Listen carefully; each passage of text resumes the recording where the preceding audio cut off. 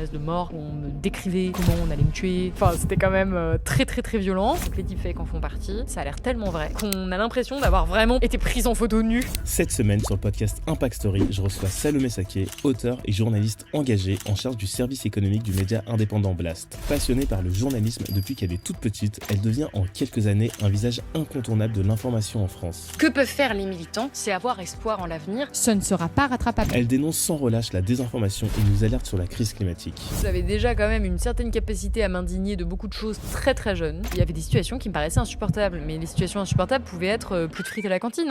Salomé est aussi autrice. Dans son livre Enquête, Sois jeune et tais-toi, elle déconstruit et brise les idées reçues sur les jeunes, souvent taxés à tort d'individualistes, de paresseux ou même d'incultes. Elle vient de publier son nouvel essai Résister, qui alerte sur les dangers de la montée de l'extrême droite et qui rencontre un énorme succès. Beaucoup de jeunes n'ont même pas conscience de à quel point ils sont lésés et à quel point notre génération est désavantagée en fait. Vraiment, mon projet, c'est que le fascisme n'arrive pas au pouvoir dans mon pays. Dans cet épisode, Salomé nous partage son parcours atypique, ses réflexions sur l'avenir des médias, leur rôle et sa vision de la neutralité. Elle nous parle aussi de sa santé mentale et du harcèlement dont elle est victime très régulièrement. Malgré tout ça, elle continue à défendre ses convictions et nous livre dans cette conversation ce qui la motive au quotidien pour se battre. Alors sans plus attendre, rejoignez ma conversation inspirante avec Salomé Saké. L'épisode est disponible avec le lien en bio sur mon profil, en vidéo sur YouTube et sur toutes les plateformes d'écoute.